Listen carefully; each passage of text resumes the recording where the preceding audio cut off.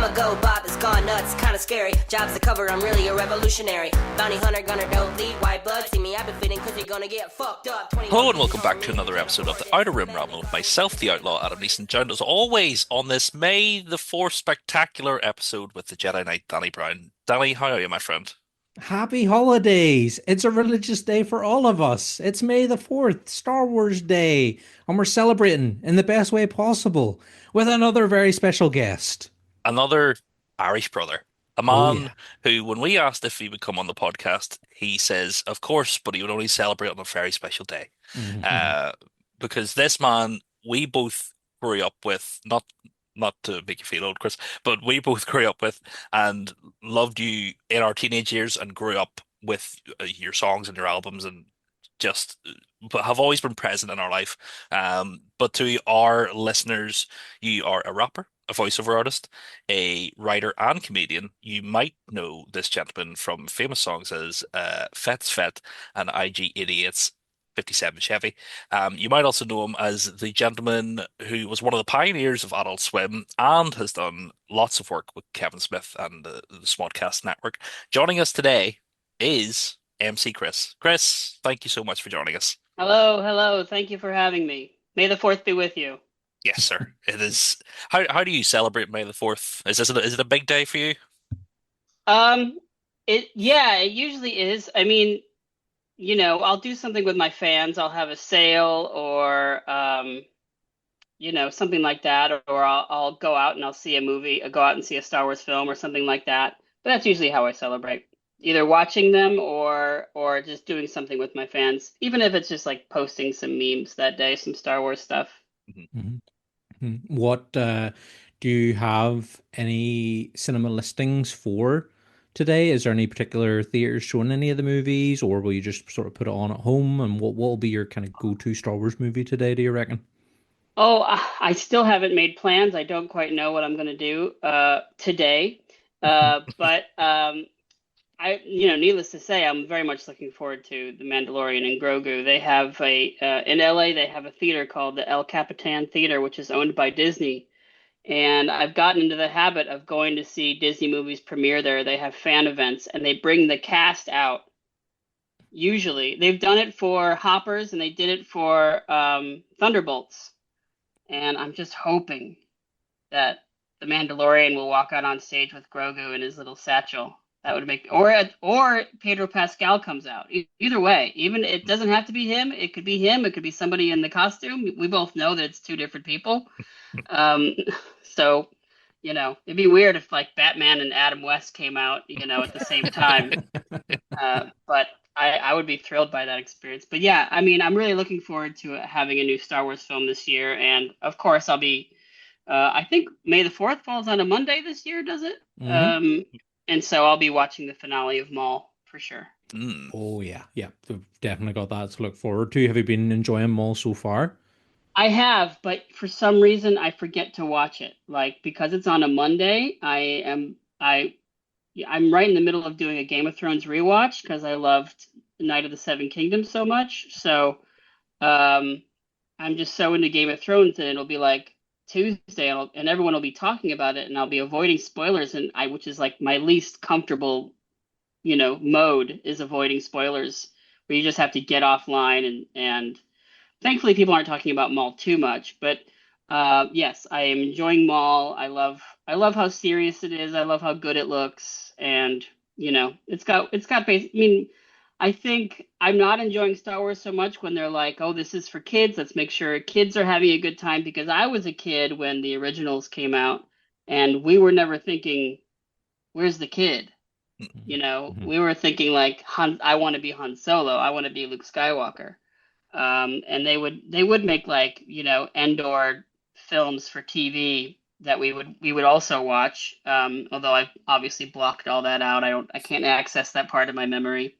But yeah, I'm not really enjoying Star Wars too much when it's aimed at kids. I like it when it's Andor or Maul and it's like very serious and only some overgrown child could possibly enjoy it, which is what I am. You're in the right place, Chris. Oh yeah.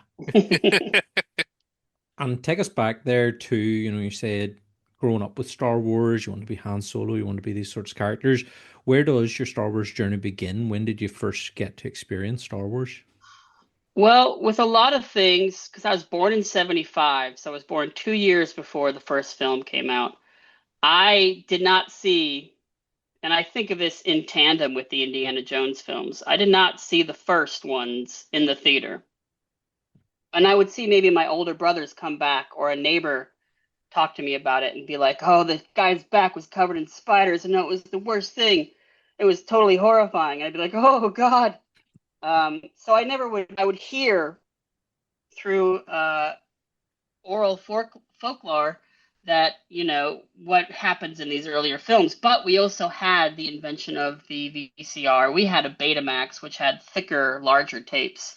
And once we had that machine, we were renting Star Wars and Indiana Jones almost on a weekly basis. I don't know why my parents didn't have the foresight to just buy these cassettes, because we definitely gave that video store guy hundreds of dollars just to watch this all the time. And if they didn't have Star Wars, we would watch Hardware Wars, which was a B movie version of Star Wars with like a Muppet and Flash Gordon 1950s, 1940s effects, really bad special effects. And I think the guy who made Hardware Wars became the Rancor's keeper in Return of the Jedi because George Lucas loved this like parody so much. But Empire Strikes Back, we saw a lot. I don't remember seeing Empire Strikes Back in the theater. I may have. I would have been 5. First movie I remember seeing was Blues Brothers in the theater. I think at that point my parents had just given up. I was the end of 4 brothers, and they were just like, we'll take the 5-year-old to an R-rated film. Because we love Saturday Night Live as much as we loved Star Wars, which probably explains why I am who I am, that I love Star Wars, I love comedy. Mhm. But I did not hear a lot about, or I did hear a lot about Star Wars, and I did hear a lot about Indiana Jones and the Raiders of the Lost Ark, just called Raiders of the Lost Ark. But and Empire was something that I think I remember only seeing on cassette. But I remember seeing Temple of Doom with my grandmother and my parents, and us being concerned that like my grandmother was going to die because this movie was so horrific when they're pulling the guy's heart out of his chest. And I saw Return of the Jedi in the theater. I remember, we have this thing in America called Scholastic Book Fair, where you order books in school and then they come to the school and you get books. It's like before Barnes and Noble. And but so one kid had gotten a Return of the Jedi picture book. We ran to his house knowing that he had it, and we all sat on his front stoop of his house looking at this book like it was pornography. All of us were just like gathered around it, and it turned out to be pornography because Leia was in a bikini, which we all became men that day. But I remember seeing Return of the Jedi in the theater, being really upset when the Ewok died. I mean, I've seen a lot of Ewok hate over the course of my life, and I never have understood it because as a child, I wasn't like, oh, finally, teddy bears for me. I just thought of them as like this like badass, indigenous culture that, stood up to the stormtroopers and took them out with all these awesome booby traps and archaic forms of warfare. But yeah, Temple of Doom and Return of the Jedi were some of my first kind of Lucasfilm experiences. And obviously, I mean, just growing up in that era, you couldn't help but worship and adore this stuff. When we played Legos, we'd build Star Wars things or Star Wars ships, and we'd name our characters Luke Skywalker and Han Solo, even though they were just the astronauts, But we also had the toys, and we worshiped the toy. We got everything we could get our hands on. We had like rich cousins that would have like the Death Star and like 12-inch action figures. But we just had like the bare bones stuff. A lot of the monsters from Mos Eisley Cantina. Mm. But we had our sheets and our pillowcases were all Star Wars, and I had a little stuffed R2-D2 where you pushed its button and it beeped, and like I carry that around with me wherever I go. There's a picture of me sleeping on it on in front of a Christmas tree at Christmas Eve.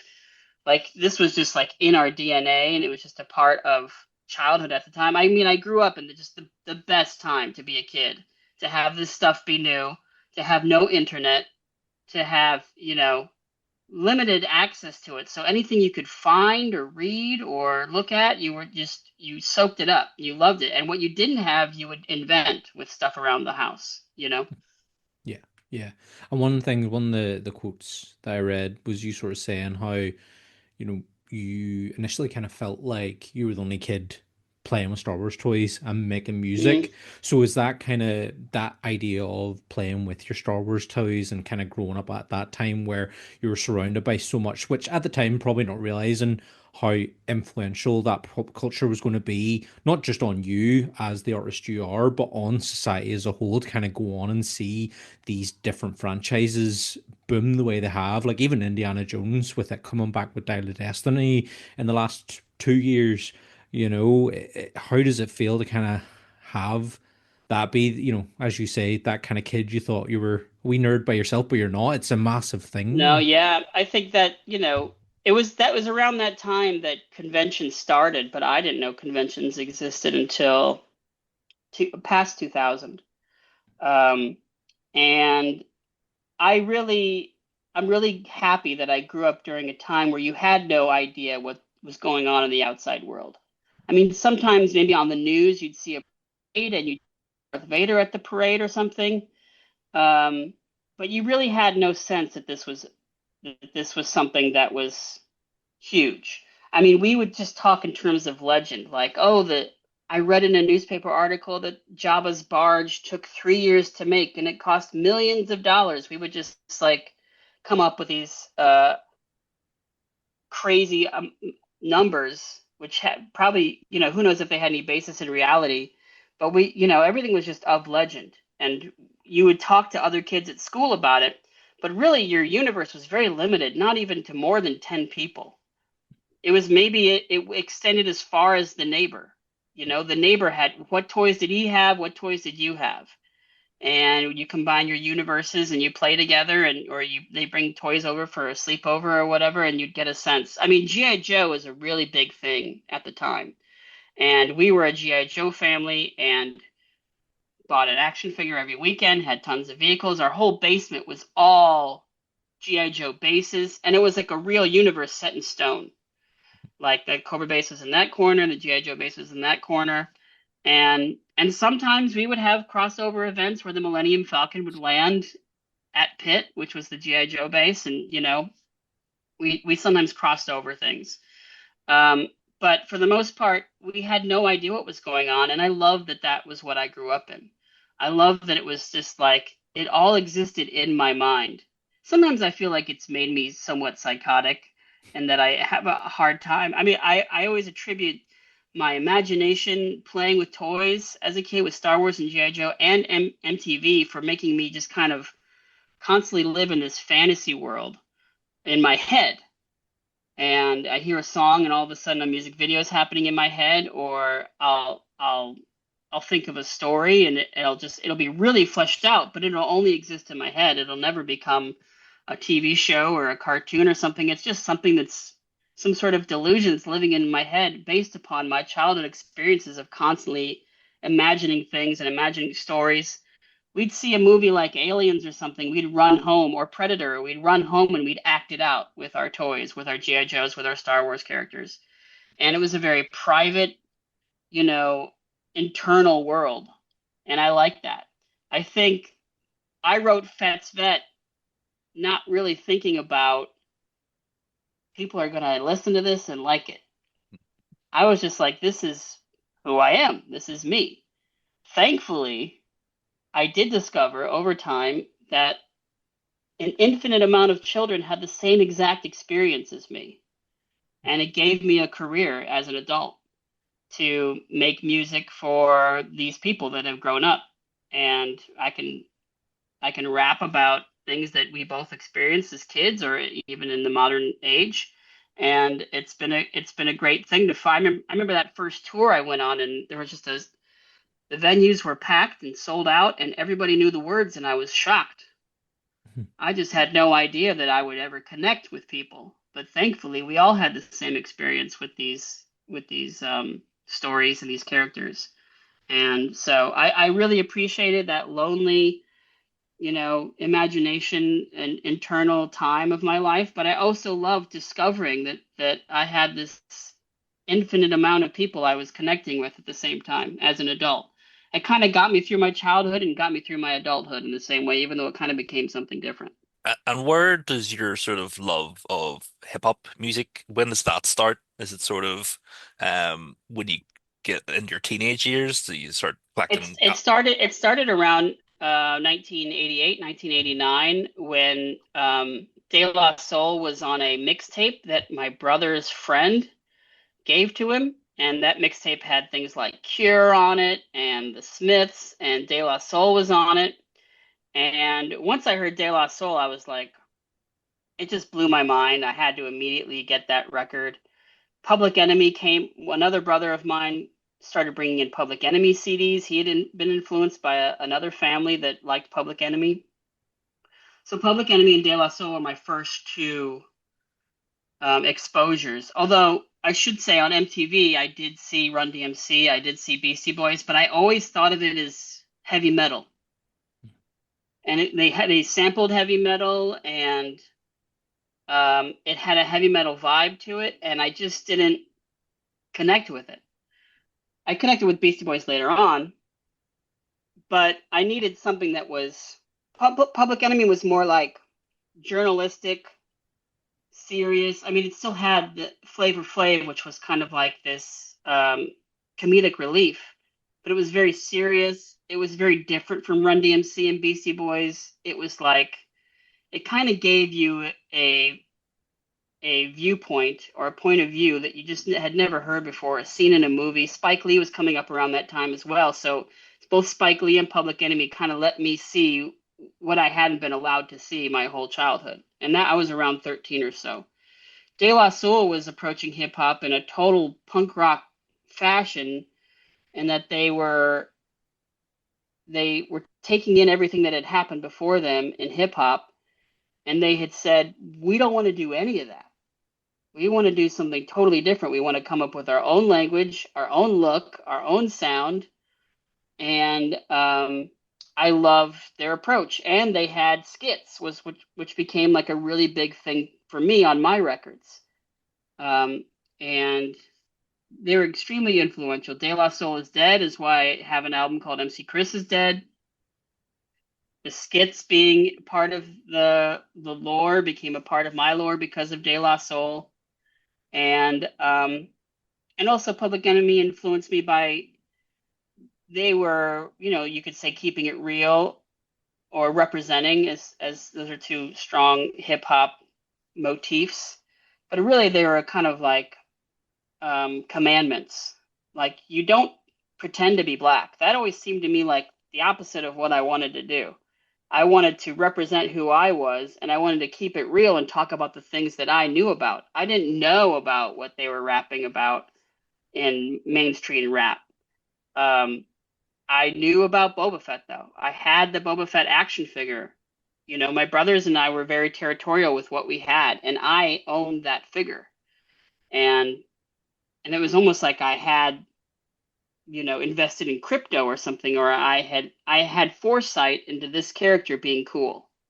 And it became I had a personal connection to this character. It wasn't just because I didn't know we all thought he was cool. I just thought I had a secret that nobody else knew about. I knew that this character was cool. He had a little thing on his wrist that, shot something. He had a jetpack. He had multiple things going on. I knew this guy was cool. And me representing is me talking about what I thought was cool. And thankfully, that had just never been done before. And that's why I felt like I was at the forefront of being real in that way, which hadn't been done before. Most people were like, oh, I'm a rapper. I have to pretend to be black. I have to talk like I'm black. I have to, assimilate to that world as much as I possibly can, even if that wasn't accurate. Sometimes it is accurate. Sometimes it's not. With Eminem, it's accurate. With Vanilla Ice, I'm not so sure. I don't know if Vanilla Ice grew up in that environment or not. Um, but yeah, but once I had De La Soul, it was a lot like the Avengers, where you get one band and then you find out they're part of a collective called the Native Tongue, and that include Tribe Called Quest, the Jungle Brothers, Black Sheep. Once I figured out that they're part of a collective, I collected every band that I found out was part of that. And I almost memorized the entire Black Sheep album, Wolf in Sheep's Clothing. And Tribe Called Quest, I remember just one summer being in the basement playing PC games and I had Tribe Called Quest on tape, and I just played that on repeat. And that really, kind of in a Karate Kid sort of way, taught me how to rap. I knew those albums by heart by the end of that summer. I would be putting them in my mixtapes, and I'd be driving around town in Libertyville, Illinois, which is about 30 miles north of Chicago, driving around town, listening to these mixtapes. I memorized all the words. I was rapping along with everything. And I never thought of myself as like, oh, I'm going to be a rapper someday, or I like to rap. I just was memorizing these things through osmosis, not even thinking about it. And but yeah, and I didn't really continue to collect hip hop after I moved to Atlanta. I mean, I think maybe the last thing I was really into was Outkast, um, or the Roots, Outkast and the Roots, maybe Roots and then Outkast, and then I just kind of was like, everything feels too different and weird, and doesn't feels too strange. When like mumble rap started happening, I was like, okay, I think I'm just like a 90s rap kind of guy. And 90s is considered the golden age of hip hop. Um, but I was, again, just like I said with Star Wars and Indiana Jones, I was really lucky to be a teenager in the 90s, because that was like the best era for hip hop. And some people might say it was very simplistic, and I go back and I listen to it, I'm like, yeah, it does feel kind of simplistic. When I went to my first concert at De La Soul in 1993, it was just like that aha moment where I'm like, other people like this, and I had no idea. But it was nice to see, you know. It Yeah. it kind of it validated my experience.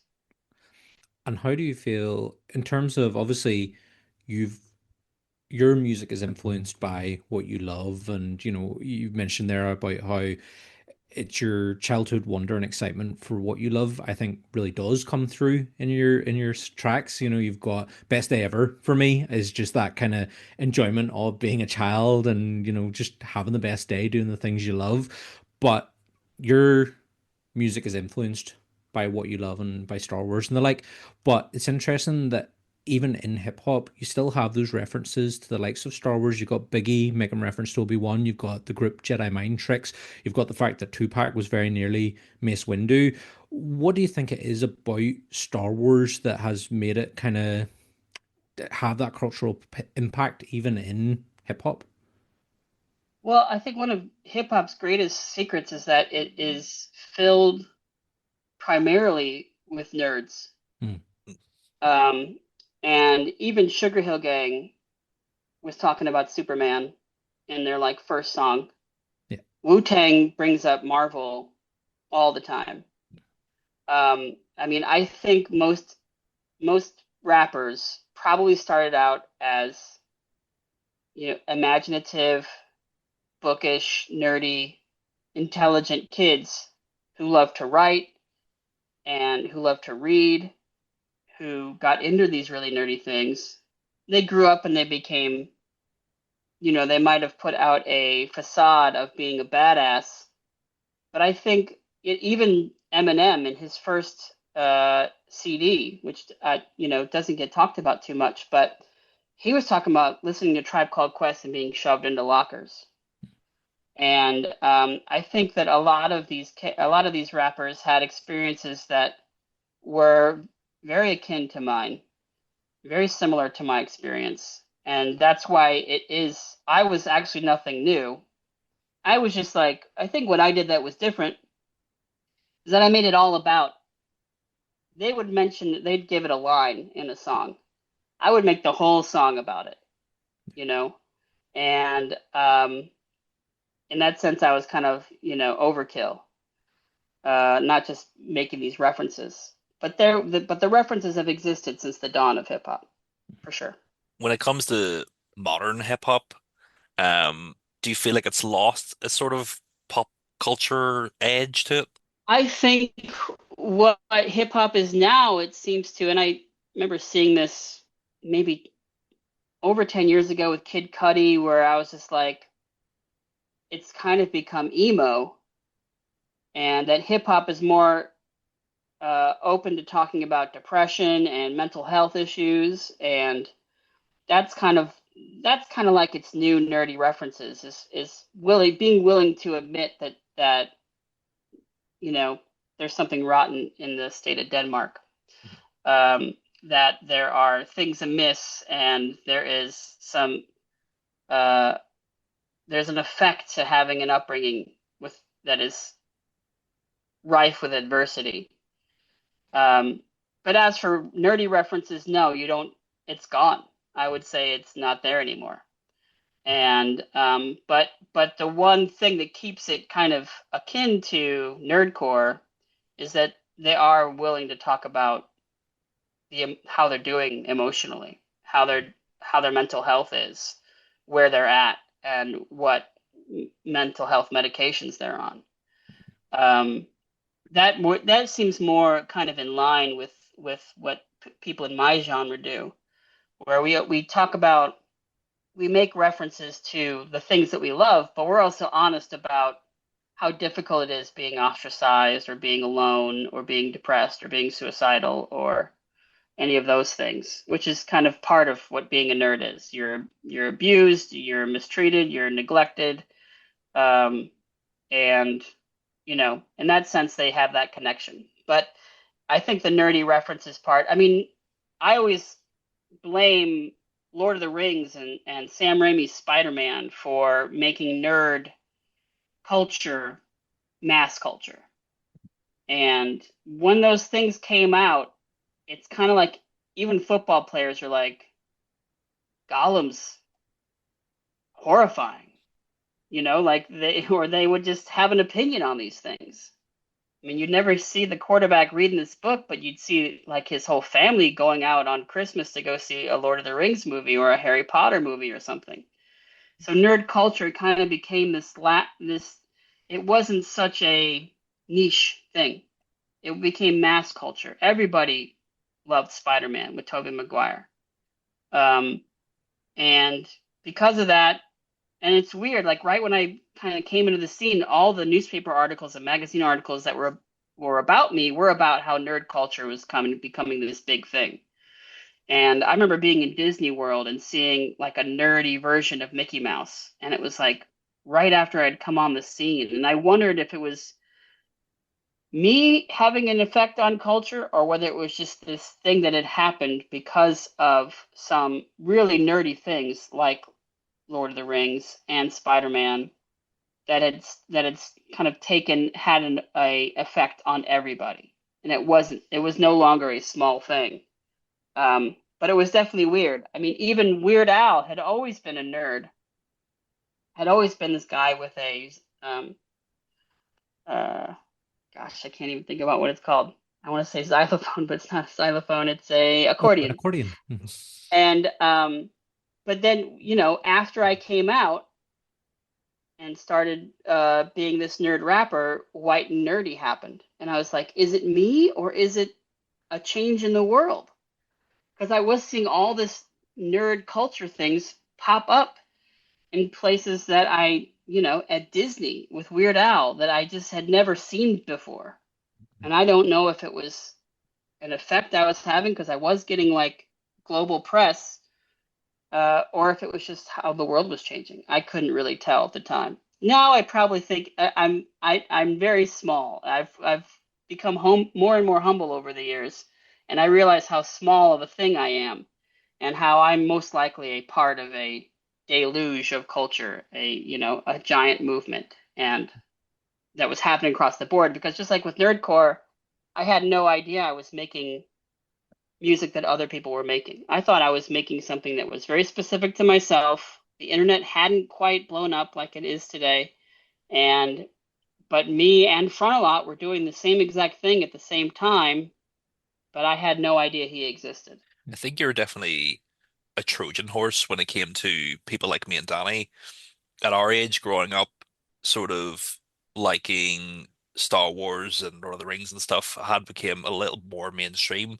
Sort of became like my mum knew who Spider-Man was by Hmm. the time the Avengers came out.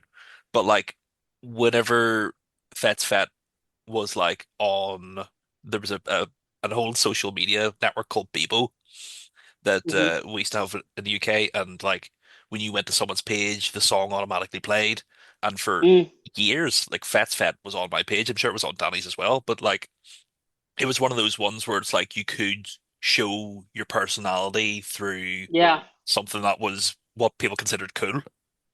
Yeah, that we had MySpace, which I don't know if that was if Mhm. you guys had MySpace or not, but that's what MySpace was. You would have a couple songs picked out and a couple friends you showcased, and Yeah, yeah. No, but yeah, MySpace was. that definitely was like, at the time it came out around 2001.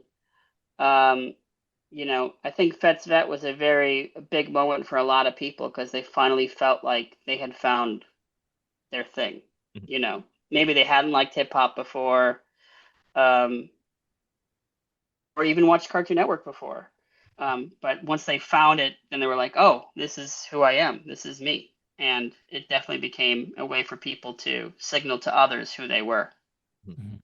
Yeah, I think the Adult Swim thing for me in the UK, you could only get Adult Swim on a channel called Toonami. And I remember kind of coming across it late one night, should have probably been in bed, and this channel, this Adult Swim started with dun dun of the title card.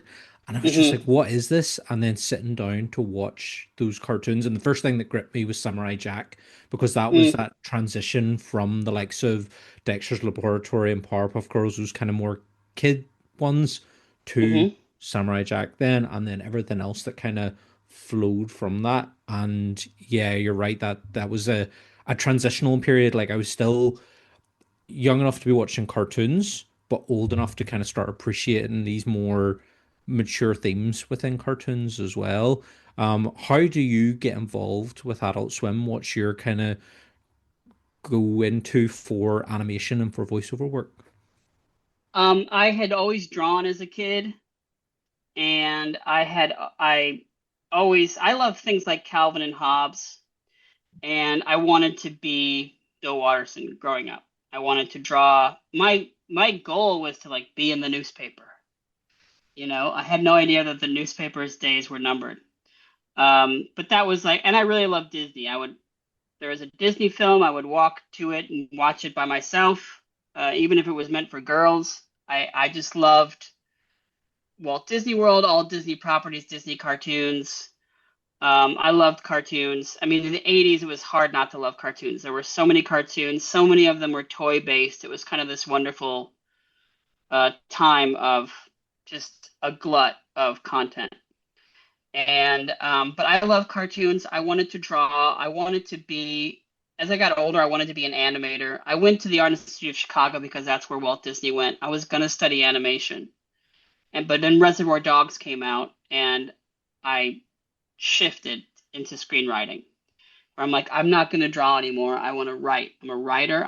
This is my focus. But it was around that time that I would start seeing Space Ghost Coast to Coast. I think, one thing that was present then that isn't present now is there was channel surfing, where you'd just be surfing through all the channels you had, looking for something to watch. And sometimes something would pull you in. And for me, it was like seeing Conan O'Brien on Space Ghost. I was such a Conan fan that I was like, oh, this is kind of cool. And then as I watched more and more Space Ghost, I realized like he had really cool college music or indie rock guests, people that I thought were cool. I loved REM and things like that. So I was into Space Ghost because it was alternative animation. I was also into Liquid Television a lot. On MTV, I would tape Liquid Television off of MTV, and Liquid Television was a collection of animated shorts where Beavis and Butthead came from. And I loved that. I loved alternative animation. It was something that as soon as I discovered it, I was like, oh, this is the shit, and I want more of this. And I was in New York. I had transferred from the School of the Arts to Chicago to NYU. I was living with a punk band and touring with them, and I'd videotape them and make zines for them, make buttons for them. Learned a lot about how to tour and how to be a band and how to make merch from these punk bands. And they were all on this similar label called Mutant Pop. One of the bands on Mutant Pop, one of the guys in the band, his name is John Bowie. And John Bowie had a band, and he also was an improviser at Upright Citizens Brigade Theater. So one night we all went to go see him perform, and I had this epiphany. I was like, this is me. This is what I want to do. I love improv. So I became an intern at that theater at its first incarnation, and worked the box office and worked the soda bar to pay for classes. And I just hung out there all the time. I was in love with that scene, and everybody would go out to the same bar afterwards to drink. The girl I ran the box office with was walking with some guys down the street, and I was on the opposite side of the street. We all waved at each other, and they said, "Come drink with us." So I went and I had very little money at the time, and so I would, figure out ways to get beers out of people and beg. The word is begging. And but I was talking to these guys that were with the girl that I ran the box office with, and they were from the South. One was from North Carolina, one was from Georgia. And I was cracking them up, and they thought I was so funny. And I said, if I can drink a pint of beer in under 3 seconds, if I do that, will you buy it for me? And he said yes. And I did that repeatedly and got funnier and funnier, and I was just on fire. And at the end of the conversation, this tall dude from the South gave me his business card. He said, "We could use somebody like you." And there was a picture of Space Coast on the business card. And I was like flabbergasted, because I was like, this is something that I think is cool. I mean, you're so hungry for a job when you're young. You just do anything. You don't care what it is. And to have someone say, "I do something that you think is cool, and we could use somebody like you," like, it blows your mind. But it was kind of, the caveat was that I would have to move to the South, a place I had never been before. I've always been kind of what they call a Yankee. I'm in the northern half of the U.S. and had never been down south before. And I was like, oh, I don't know if I could move down south. And he's like, well, meet my friend Adam. Talked to Adam, did the same thing where I'm like, buy my beers. I got funnier. And then Adam was like, can you draw? And I'm like, yeah, I'm actually a really good artist. I went to college for it. And he's like, well, when my partner comes back from the Olympics in Australia, why don't you sit down with us and talk to us? So I showed them my sketchbook, and they're like, wow, this is really good. And then I played them Fet's Vet, which I had made at that time. This was 1999. And they're like, wow, this is really good. And they just decided then and there that they would bring me on as a production assistant on a show called C-Lab 2021. And this was Adam Reed and Matt Thompson. And so nothing had aired yet. Adult Swim didn't exist yet. And I was just quietly in the corner of this studio apartment, making sure all the wetsuit uniforms matched. And I learned Photoshop. I had no idea how to use a stylus. I definitely grew up in this really wonky time where I was trained to use pencils and paper. And, I'm sure Wacom tablets existed, but like, you'd go to a computer lab to send an email to somebody. Like, you didn't, like, things were starting, but they weren't like the way things were done. I had to learn everything on the job, how to operate a stylus, how to use Photoshop. And I got pretty good at it. But then I started to then on the first day I worked there, they had me record Hesh, and I came up with that character the first day I was working with them. And it was a strange day because the entire cast was there of the show, and they never did that. Everybody was recorded separately, but they had brought the whole cast together to record one day. And then slowly but surely I started to pitch jokes. And I was just like, what if Hesh just showed up on the TV monitor and said, Hesh wants sex? And it went in the show. And then one day they called me into the studio apartment was split into two parts. And they said, come in here. And I always thought I was gonna get fired because I was stoned and paranoid. And they're like, help us write this episode. So I started helping them like write episodes, come up with jokes. And whereas the original premise of C-Lab was to use a pre-existing Hanna-Barbera cartoon, they didn't let them hold them back in any way. They started to just come up with ideas that had no animation to pull from. So I had to start creating a lot of things that didn't exist, and I wasn't the best artist or even a good artist when it came to me creating new things. I was great at like pulling, they call it rotoscoping, but pulling characters out of old cartoons and turning them into paper dolls so you could animate all their limbs and their eyes and their mouths, and I was good at that. But when it came to like creating new things, I wasn't the best. After a while, Adam was like, let's go out to drink. And I thought that was weird because he never invited me to. I was always like this hanger-on begging to come along. He took me out to this country western bar. I thought I was going to get fired again. I always thought I was going to get fired. And he's like, we're moving to Atlanta.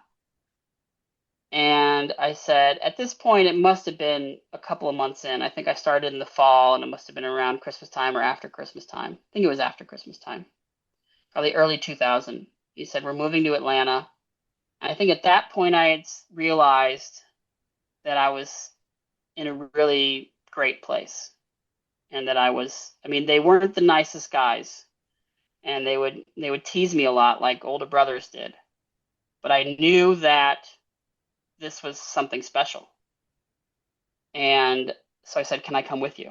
And I must have been, because obviously that changed from when I first got that Space Ghost card. And they said, we could use you down south. And I was like, no way would I ever move down south. Cut to a couple months later, and I'm like, can I come? Can I go wherever this is going? And we all moved down south. We drove a U-Haul with all of his stuff and my stuff in it. And he drove a 67 Skylark, and I drove the U-Haul van, and we drove it down from New York to Atlanta, Georgia. And we moved into this old cotton mill loft across from a cemetery. And they gave me an apartment, and they gave me a car. And I figured it out. They were difficult to be around, and the meanness kind of became more than I could deal with. Some bad things happened, and I quit.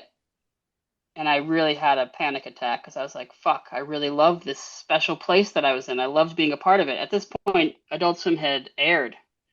People had figured out that it existed. And I got hired by William Street, and that was Cartoon Network proper, and they bought cartoons from Matt and Adam. Matt and Adam weren't Cartoon Network employees. They were an animation company that sold cartoons to Cartoon Network.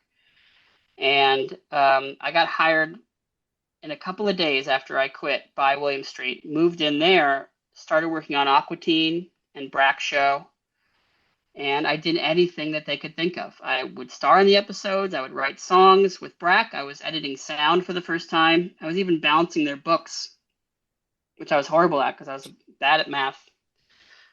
I don't know why they had me do that. But yeah, and it was a couple of years of that. And Adult Swim still remained a secret for a while. It wasn't until Family Guy and Futurama started airing its reruns on Adult Swim that our ratings went through the roof. And everybody discovered everything. There are some people that watched everything from the very beginning. Some of them are my fans of my music. And but but I feel like people didn't really realize what we were until those two big shows showed up. And then once they latched onto those shows, they realized, oh, they have an Aqua Teen Hunger Force and all these other shows, and I'm gonna watch all this shit because it's awesome. But when after a couple of years of working at William Street, I had, you know, have you guys ever heard of this punk band called Good Charlotte? Mhm. They had a song called Lifestyles of the Rich and the Famous. They contacted me and they said, we are, because I was putting out rap albums the whole time. I had been making rap, putting it out. They showed my website in the C Lab credits.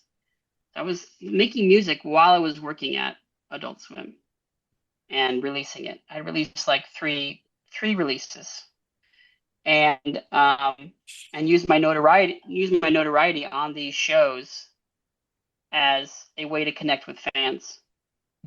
And Good Charlotte came and they said, we want to sign you, we want to make you a big star. So I quit Adult Swim. I did that in November and I started touring in January of 2005. And that was 20 years ago, 21 years ago now. I know that's a long answer to your question, how I got involved in it, but that was what my tenure was like. And I feel like I was there during the best time of Adult Swim. You know, I was one of the first people to type those black and white ads that are interstitials that happen in between cartoons.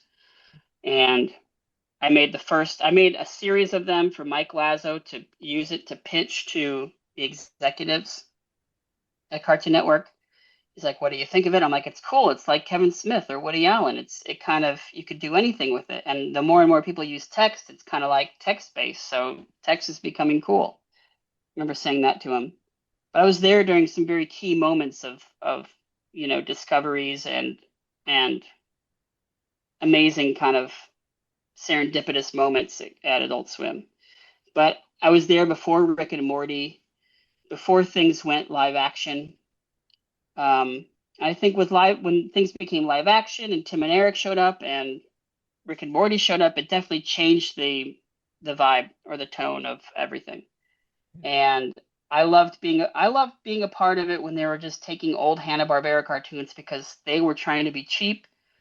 Turner owned a lot of these cartoons. They're like, how do we repurpose these cartoons?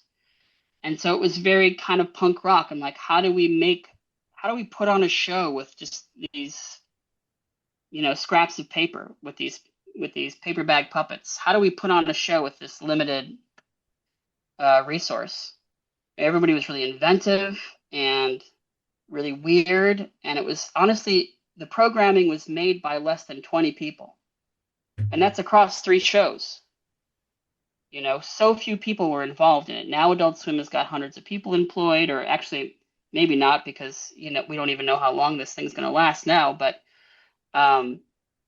it was just a small group of people being really inventive with limited resources who had no idea if anybody would like it. There was a whole year there where we existed and we hadn't aired yet.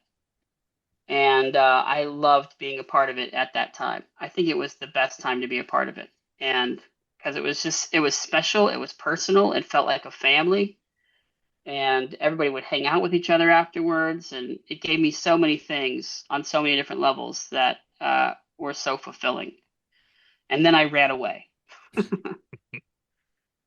I think you're very fortunate, Chris, like you say, with growing up in the 80s, having your Star Wars and your Indiana Jones, and then the 90s with the sort of decade of rap music into the 2000s. It's like the pre-internet, Mm, sort of like the Adult Swim then sort of influenced other stuff. Like even like a mm, few years later, like those early shows influenced stuff like Tim and Eric. It gave the audience an idea that TV could be different. mm, And like I say, it is very punk rock that you don't really get it as much these days. Like Smiling Friends on mm, Adult Swim is very funny, but those guys said 3 seasons, that's it. Like they don't want to be under the thumb, and I think that's probably what we need with some shows these days. Rick and Morty's on season 9, 10, whatever it is, and mm. it gets out of hand, but you want something fresh and you want something new and fun, and it's a shame Adult Swim is not pushing the boat out as much these days because they've nothing to lose. Yeah, I think it was a very, the whole time it's been corporate entertainment. I think what I liked about those first years is it didn't feel that way. And our CEO was a eccentric man, Mike Lazo. And I thought what I was a part of was more akin to Southern folk art that I was seeing, like Harold Finster, and which is something that the creators like of Aqua Teen and Mike Lazo that they actually knew about. Space Ghost collected Harold Finster, the actor George Lowe. It felt, you know, very folk. It felt like folk art. And I think over time, once it blew up, and even when Mike Lazo started taking out ads saying in Variety, like full page ads saying we have great ratings and we have a great ad share. And he was selling it to corporate America, and a lot of ads came in, a lot of products and companies came in, and because we had better ratings than the talk shows. And so once that happened, everything kind of changed. And what I like to see now is that there's this, it's kind of like a Wild West feeling or a pioneer kind of feeling in America where people are running to the hills of YouTube. And independent animation is becoming, the new thing. Has Been Hotel, Smiling Friends, all these new cartoons are getting their starts on YouTube as independent animated things. And I think that's cool, and it probably will help us get back to where we need to be in terms of inventiveness. And because a lot of shows, you will see that they Owl House is the first thing that comes to mind, but like there are shows that are getting canceled prematurely. Over the Garden Wall. I don't know if you can see my Over the Garden Wall shirt. But there are shows that are ending too soon because there just really isn't a space for them to breathe in corporate America on corporate television, which is already a dinosaur or a dying breed unto itself. So I like this idea that everyone's figuring out how to crowdfund, everyone's figuring out how to make something that isn't controlled by anybody but the creator. The creator of Amphibia just announced a action nutcracker project. I like that they're all saying, okay, if my stuff's not getting made, how can I continue to make something? I did a Kickstarter for a cartoon. I got a pilot made. I was really kind of still tied into this system of, can I get corporate America to understand who I am and support it financially so I can have mass success like a Rick and Morty? And and it's just like learning how to use the stylus. I feel like I was trying something with crowdfunding and putting it on YouTube, but I was also at the forefront, which means it's very wonky, and I hadn't seen a lot of other people do it. And if I did it now, which I don't think I would, there might be more room for it to breathe. There might be more oxygen for something like that. And I like that that's where we're going now, because it gives me hope with fans gravitating towards what they like and supporting it in their own way. Instead of subscribing to a streaming service, they're giving money directly to a creator, which is awesome. And it also gives us these weird cartoons that we like, and it lets them breathe if we like them enough to let them do that. Over the Garden Wall is phenomenal television. Just in Yeah. general, such a good show. Yeah. Such a good show. My one complaint is that it in the end it turned, well, I don't want to spoil it, but in the end it turns out to be different than what it was, and it doesn't continue. Yeah, You want to just live in that world for, give me 5 seasons of that, Yeah. I like, at least give me 5 seasons. You never want something less than 5 seasons. Something's amiss if you didn't get 5 seasons, because you want something to be able to breathe, to explore, to conclude, and then to depart. Yeah. Let's bring it back to Star Wars, and I'll put this one to you. What about It is a Star Wars podcast. Bringing it back to Star Wars, would you want 5 seasons of Book of Boba Fett? Well, if I can be honest, Mm-hmm. no. I think Star Wars ruined Boba Fett. I made a joke about this in my tour last summer, and I said, guys, I want to apologize for ruining Boba Fett. Because I don't know if you guys saw Phantom Menace, but there were no Boba Fetts in it. I saw Phantom Menace. I sat down. I wrote the greatest song ever written in the history of mankind, Fett's Fett. And George Lucas, he heard this song because he's got his ear to the streets. He always knows what's up.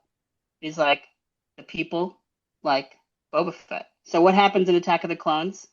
And sea of Boba Fett's. An infinite amount of Boba Fett's is now in the show. And then we have a TV show. What's it about? Well, it's called The Mandalorian, but let's just face facts. It's the Boba Fett show. And you know, again, this will be a spoiler if you don't want to know how Mandalorian and Grogu ends or how the Mandalorian ends. But the very end of the show, spaceship opens up, 50 Boba Fett's jump out of a ship. 50 other Boba Fett's are coming towards them. It's a battle of the Boba Fett's in the sky. Nothing but Boba Fett's everywhere you look. They had something cool with Boba Fett. And they're like, oh, this is cool. Let's make this everything. Let's make this every show we do. And, you know, everyone loved the Mandalorian, and Boba Fett shows up. And it's just so telling to me that then when it came time to give Boba Fett the spotlight with his own show, they didn't make it what it should have been, which is young Boba Fett in Coruscant, bounty hunting. Being Boba Fett, acquiring his armor. I always thought that what Mandalorian was doing was what the Boba Fett show was going to be. He would acquire his armor. He'd have his like father's helmet, but he'd have to like build his armor through missions, and he would bounty hunt. I mean, even Mandalorian kind of fucked it up by giving us that perfect first episode, but then making it be this allegory for fatherhood and child rearing, when it really should have been a show that was almost each episode unto itself, kind of like an old Western TV show, where he's just bounty hunting. Just show him bounty hunting. And at the very end of the show, you know, he's like, you know what? I'm going to bounty hunt. And it's like, good night, everybody. You're like, no! That should have been the show. Mm-hmm. I don't need to see this marionette Yoda. I need to see you bopping. I need to see you bounty hunting. Every episode, different guy. I mean, that's why that first episode's so good, because he finds a guy, he catches him, he fights some people, returns him, gets paid, gets some armor. Great, let's do that. Let's do that every episode. Let's have him hunt somebody new. But they're like, story. We got to have the huge story. We got to have the arc. We got to have the lore. And I really feel like they dropped the ball. I mean, Star Wars is so frustrating. It's such a frustrating experience to be a fan of Star Wars, because you love this stuff more than your own parents. You know, you love this stuff more than life itself. But it's a conflicted relationship, because it doesn't quite give you what you want. Sometimes you get it. I mean, if you watch the Clone Wars, there were heavenly moments in that show. It was really fun to watch that show and go through the whole thing. But I also feel like Dave Filoni, I was gonna say Dan, it's Dave, right? Mm-hmm. Dave is kind of the joke I made on tour, was that he's the janitor of the Star Wars universe. They make a lot of messes. He's like, oh fuck, okay, I'll explain it. I'll explain why the Emperor comes back. I'll explain what happens in between Revenge of the Sith and Star Wars. I'll connect the dots. I'll do that for you. I'm the janitor. I clean up your mess. And I feel like, man, he's doing that so much. He's just connecting dots and cleaning stuff up and making sure it's all one cohesive story. When really what you want is that surprise that you felt watching New Hope for the first time. You want to not know what you're getting. If anything, this is why I'm kind of excited about Starfighter, because it's not connected to anything. We don't know what it's about. And you know, it could be cool. I don't like that there's a kid in it, but you know, I want to have a surprise. What I always tell myself when I'm disappointed with Star Wars is we like watching spaceships take off. We like watching them land. We like seeing robots. We like seeing other planets. We like science fiction. This is what this is. This is what it looks like. I'm not a Star Trek guy, you know. I always feel like Star Wars is Star Trek for stupid people. You know, I like the basics of what I'm getting.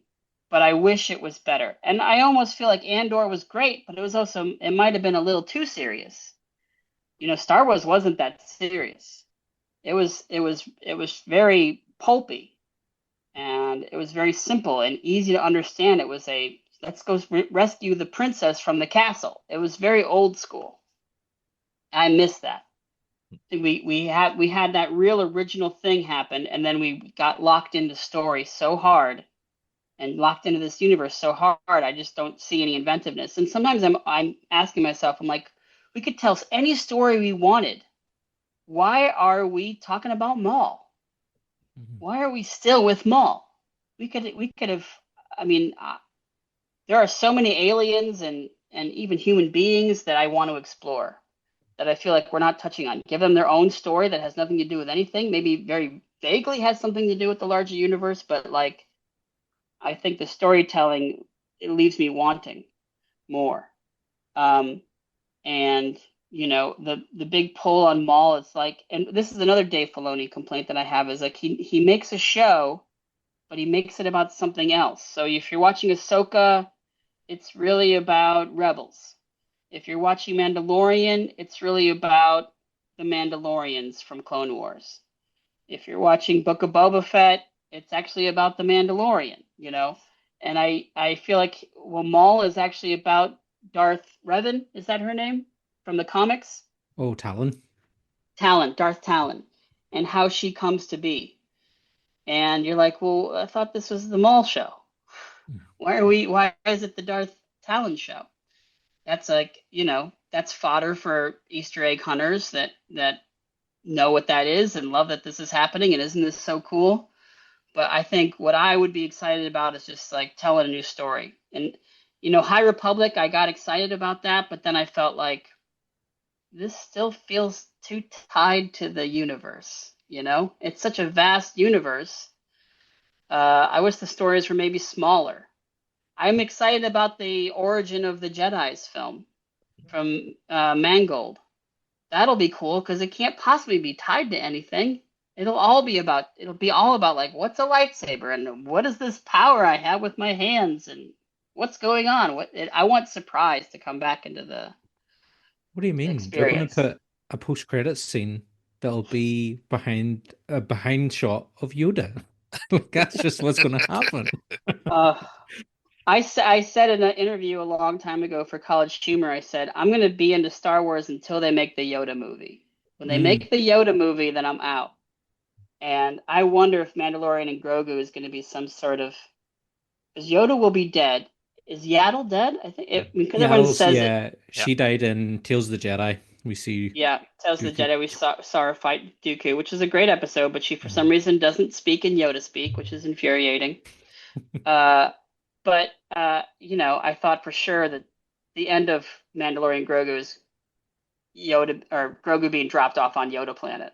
Mm. Uh, you know, Force Ghost Yoda just appearing to be like, your father I am. yeah. Well, that would be awesome. But just like once you see Yoda planet, I also said there's going to be a Joker movie in this interview from a long time. I said there's going to be a Yoda movie, there's going to be a Joker movie, and when those things happen, I don't know if I want to do this anymore. But now that's all we get now. It's like but what I'm really interested in Star Wars, and this goes against everything I just said, is Palpatine. And I read the Darth Plagueis book, and I'm so into it. And I'm just like, oh, this would have been great. Mhm. This would have been a good movie. I would have loved to see young Palpatine get mad, rise up, take control, because that's something I don't know if we'll ever get. And that young Palpatine to me is very interesting. But I don't know if we'll ever get that. I feel like that's the only part of the story I want to be told, and then I feel like we're done. But I think that was the tricky thing of Disney buying Star Wars. Is they're like, well, we got to come up with a lot of these fucking Star Wars movies now. And it got really exciting there for a second when it was like Force Awakens, and then it came out one year, and then Rogue One came out the next year, and you're like, this is going to be great. And then they, dropped the ball, and it was just like one catastrophe after another. But we'll see what happens. I don't mean to be too negative. I don't want to depress you guys. But your question was about Book of Boba Fett, and I don't know. I feel like it actually threatened my career a little bit that they made Boba Fett so uncool, Mm. and they played out the Mandalorian costume to such an extent. I was rapping about something that was niche, small, a nerd secret that we all loved and we all had in common. It's like we all had the same Lord of the Rings tattoo because we all had the same tattoo, and we are all part of this like society that appreciated Boba Fett because we just understood this guy who had maybe 10 minutes of screen time, that he was the ultimate character. And then it's like Star Wars realized that too and then killed it, you know. And I wish they had left it alone, but they got their lore that they need to flesh out, and God be with them, the Force be with them. But Chris, what if I told you the Book of Boba Fett was destined from the day you were born because of you? Get Well, ready. Get ready. well, So in the I 80s, you watched Star Wars. In the 90s, you got into rap. In the 2000s, you released Fett's Fett. Then 20 years later, they said, bounty hunters, vehicles in Mos Espa. oh Let's no, get a lot of Power Ranger moped gang people on some Vespas. no, is that my fault? Is that my fault? And we thank you for it, Those, Chris. those Vespas were going so slowly. I mean, you could see the guy in a blue suit pushing the Vespa, and he gets removed. He gets removed by CGI, but you could just see somebody was like the BB-8 droid, how there are these guys in blue suits Mm. like running alongside it all the time. You could see that. But yeah, that was so bad. That was so horrible. And everybody online was just ripping it apart. And Robert Rodriguez, he's this guy who is a really fun filmmaker who I never thought of his films like Sin City or Death Proof or any of that stuff. I never thought of it as being laconic or slow or just like, why is it going so slowly? It's almost like you want him to speed it up and turn it into a silent film where it's like Keystone Cops a little bit, And I mean, Book of Boba Fett did have some cool moments, but it's kind of like that flat lighting they give to the Star Wars TV shows almost takes away the grandeur and mystery of these shows. And you just want them to turn the lights off a little bit. Again, I mean, to go against that, to counterpoint my point, they did that with Solo because they didn't want you to see what was in the background because there was nothing there because they didn't have any money. But that whole movie's in the dark, and that didn't help it. So maybe I'm wrong. So I would have loved to have seen Lord and Miller's Solo though. That would have been interesting. That would have been great. And I Well, was just I wonder. I was going to touch on Solo because we asked before about modern rap, and you got to work with a young Lando Calrissian. You worked on The Awesome with Donald Glover. What was that Mm. like?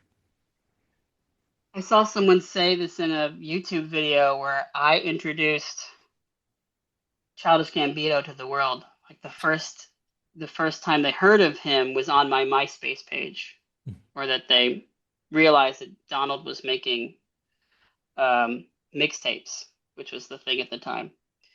While he was on Community, he was making mixtapes. I've met him once. We didn't even talk. He had done a show at UCB, like his solo show, and I had the next show on, and he was going off stage. I was going on stage, and we shook hands. But I think he said I was an influence.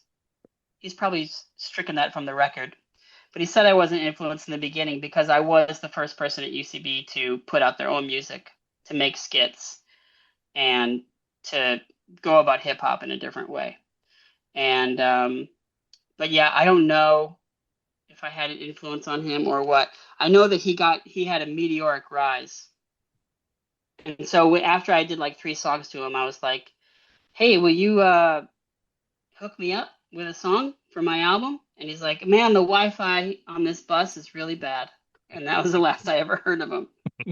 But I mean, a lot of his friends from back in the day at UCB, he's not in contact with anymore. That's just the trappings of fame, I guess. But it was, there was a time where I was the only person who was doing a lot of things that everybody at UCB ended up doing. I was the first person to do voiceover, first person to make music and put it out, and then tour, and being the first person to do things is very cool and it feels very awesome, but it's also very lonely. And then it can become a little enraging when you watch everyone else do it and they don't say, come join us. Thank you for inspiring us. Come play with us now. But I understand my purpose in the universe. It is what it is. And, but I was very lucky that I got to make so many songs with him. We made 3 songs. I made a song for his mystery, what were they called? Mystery Team? Mystery Team. I made a song for Mystery Team and made 2 songs for his mixtapes. And he was always inviting me to his parties in LA, but I was in Brooklyn, so I could never go. Had I gone to these parties, we might have become better friends. But I think he was connecting with me because I was the first person in our theater scene to do what I was doing. And that inspired him to some extent. I remember a magazine, Spin Magazine, might have called me up and they're like, he says that you're an influence. What's he like? And I'm like, I've never met him. I don't know. I hope the Lando show is good if it ever comes to fruition. I don't know about a lot of these Star Wars projects. I think we all wonder, like, are they real or not? The only one I really want to be real, to go off topic, is the Rey movie. I want to see her as an older Jedi with students. That's what I wanted Dial of Destiny to be about. I wanted Indiana Jones to be on a mission with 6 students. And like whoever like survives becomes the new Indiana Jones. That's what I would have liked. But I kind of hope they do something like that with Rey. I don't think I would be so pissed if I was Kylo Ren. I don't even care what the hunt for Kylo Ren was gonna be. I think he should have been given it. I think Finn should have been given him, more. I feel so bad for those people because they must have been so stoked. And it was such a cock tease for all of those characters. And but we don't need to get into it. but what a disappointment. Something that's never a disappointment is one of our heroes, Mr. Kevin Smith. That's a good segue, Danny. Um, how did you end up getting involved with Kevin, and was he sort of an influence for you growing up? No, he wasn't. He showed up, I think, in the late 90s. Hmm. I don't know when did Clerks premiere? I don't know. 92?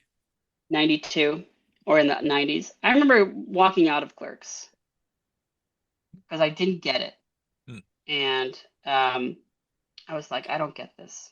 So it was kind of one of those things I had to give it time to breathe, like wine. And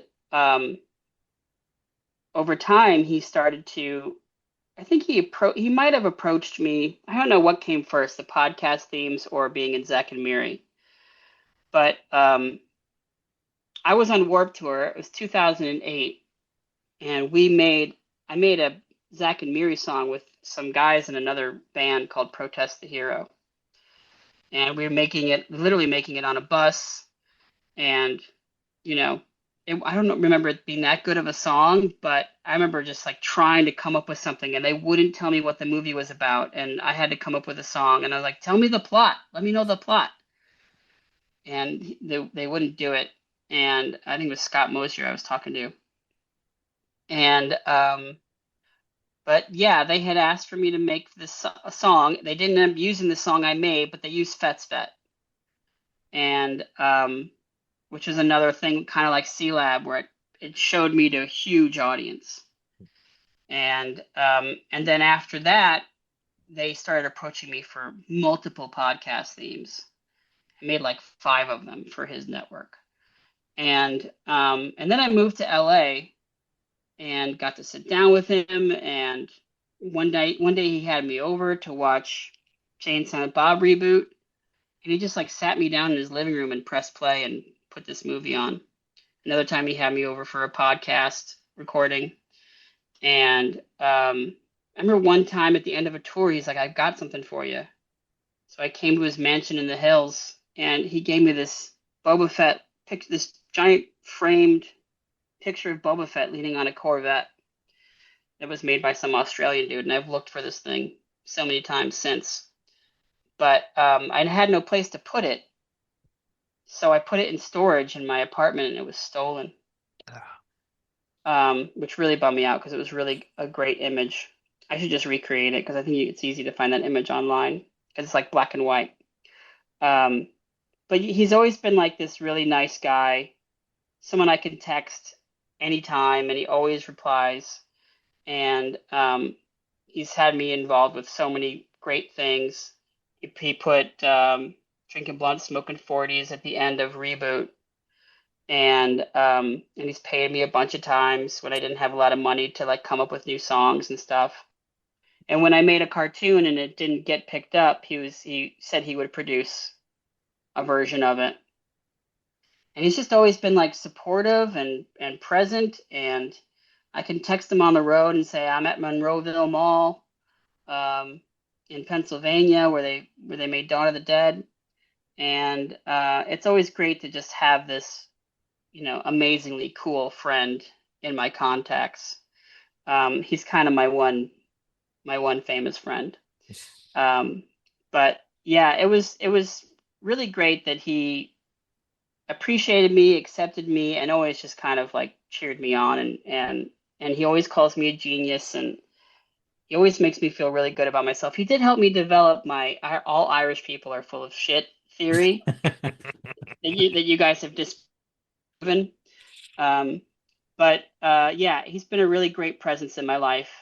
And because a lot of times, a lot of people in my life, they become famous and then they disappear and they ghost you. But he's just not someone like that. He's never ghosted me. He's always been there for me. And anytime I need to talk to him or about something off him or anything, he's just always been really chill and cool. He always wants me to perform in his Jersey theater. I don't like performing in theaters with seats because it becomes kind of a sedate experience. But I love that he's always kind of had that open invitation, and he's always made me he's always given me a lot of validation, which I don't really get, and it's really appreciated because he is this kind of punk rock do-it-yourself king, and he's also a survivor in so many different ways, and he really kind of is a great role model for going after longevity, for sticking around, for sticking to it, sticking to your guns. And I like his presence in my life. Speaking of doing it yourself and being the DIY king, we'll wrap up, sir, with your announced your newest album, The King in Black. What was sort of your headspace going into this album? And do you have a song about the Moped Gang from the Book of Boba Fett in it? It's all about them. The whole Hell thing yeah. is a moped opera, or a mopera, as I like to call it. No, they unfortunately are not featured as much as we need them to be. And oh man, if they just could have been a little faster, they just sped up that film, speed up that film a little bit. The King in Black is a album it's a Marvel album. King in Black is a concept that I pulled from a Marvel crossover event about the king of the symbiotes. And it became about Eddie Brock and his son fighting off this negative entity. And I became the primary caregiver of my son around the time, and connected very much with the story. Everybody hates this story, but I connected with it. You know how it is being a nerd sometimes. Everyone hates something and you're like, well, I don't know. It kind of got me through a horrible time. Chris, I love that story, and it's just a shame that this summer we're getting the Queen in Black for no reason. Are we really? Yeah, unfortunately so. That's great news. I saw that some symbiote stuff was happening, or I saw like a null.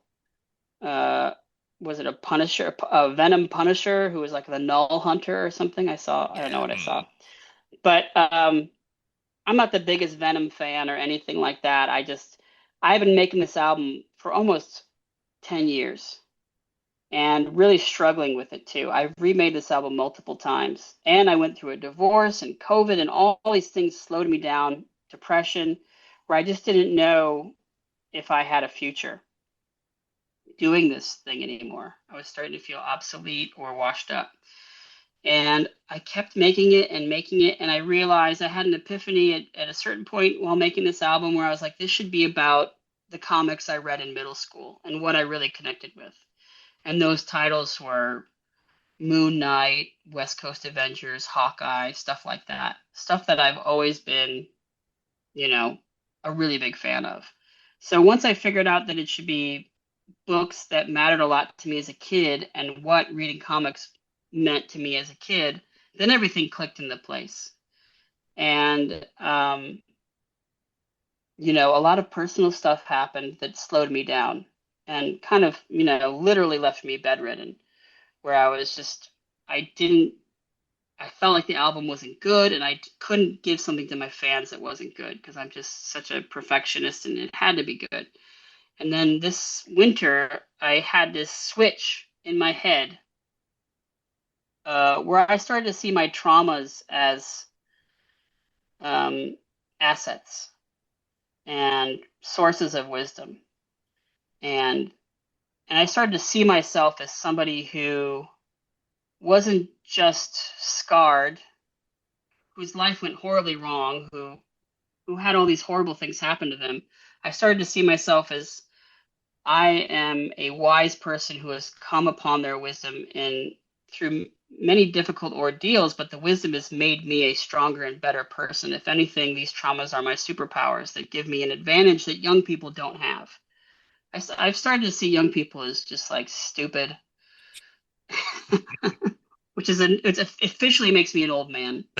But I've started to like who I am and like my age and like this point of my life where the things that I thought,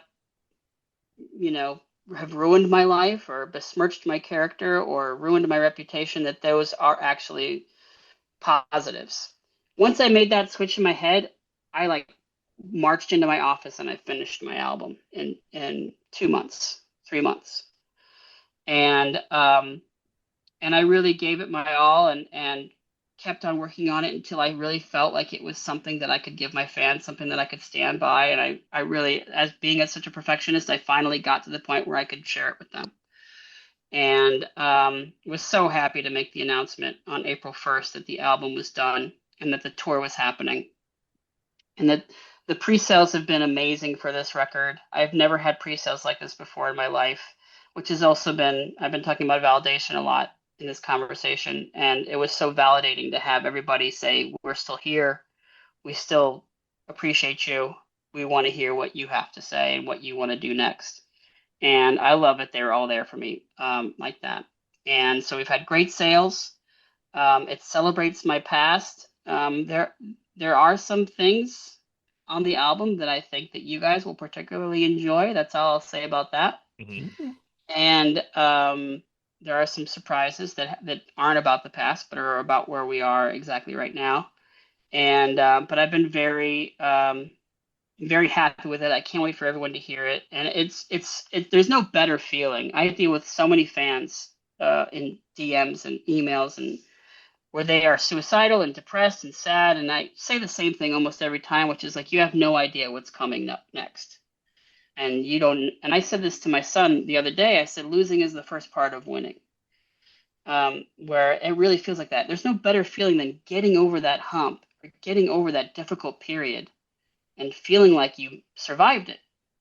A lot of people don't survive it. They can't get past a tough time or a dark time.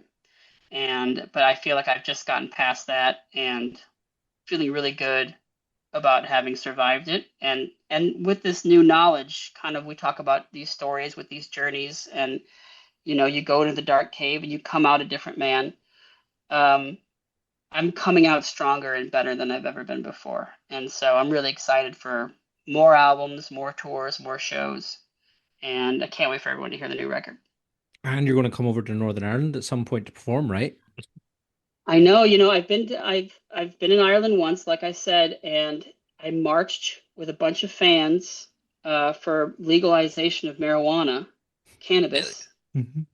And it was so great to meet up with fans. And we all went to a comic book store, and then we all went to go see Thor in a movie theater.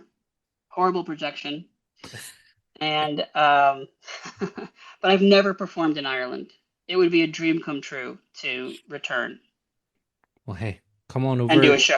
Do a show in Belfast. Absolutely, we'll be there front row if you ever Tell- come to do a show in Belfast. Tell me what venues, people of Ireland, tell me what venues I should play, and I would love to tour your country and come to everybody's town, and I don't care if there's 10 people in the room.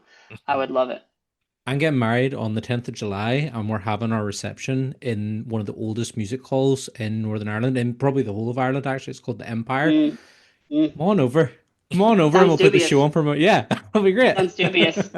I don't know about the title of that theater hall, but I can't do it this summer. I'm on tour. I'm on tour June, July, and August this summer. But definitely contact me, mcchristbooking@gmail.com. I mean, I've had people just rent out a venue just so them and their 6 friends can enjoy an MC Chris concert. I've done a lot of strange things over the years. But I would love to perform in Ireland. It would be a dream come true. Yeah, well, definitely. At some point, we'll definitely. That's it now. All our followers are and listeners are gonna start sending you messages, being like, "Oh, this venue is great," or "This venue." But 100%. I know all it takes is an email, because usually venues don't know that I exist, and they just need to know about that. I mean, I don't know how big of a crowd it'll be, because I feel like my peak is behind me, but you never know. There are places like Canada and Ireland and England that when I have performed there, people have come up to me in Scotland with MC Chris tattoos. And so I just have no idea what the demand would be or what kind of show it would be, but I would love to find out. Only one way to find out. And then you can have people asking you all sorts of questions about your music. I'm going to ask you one more question before you go, because I need a clarification, and that's on your song 006. There's a line in that where you say, now online the lyrics say, "Can you wash your vagina, please?" But whenever I listen to it, what I hear is, "Can you wash your vagina, please?" And the way you say "please" really tickles me to no end. So could you just confirm for me, is it place or please? I think it's place. Yeah, okay, so it is place. I'm going to still listen to it and hear please sounds too cordial. Yeah. It sounds too polite given the character. Yeah. Well, that's it. I know when you're doing James Bond type, you definitely wouldn't be saying please to women, but just the way Nice. when I hear it, I'm just like, I think what's your vagina, please? It does sound like an Irish accented place. Place. Yeah. Please. Place. Yeah. Okay. Well, I'm gonna stick with my way, but it's good. I just wanted some clarification on that, so thank you very much. I like that there's people who have never heard my music before, and they're like, oh, maybe I should check it out now that I've heard that line. Yeah. Gets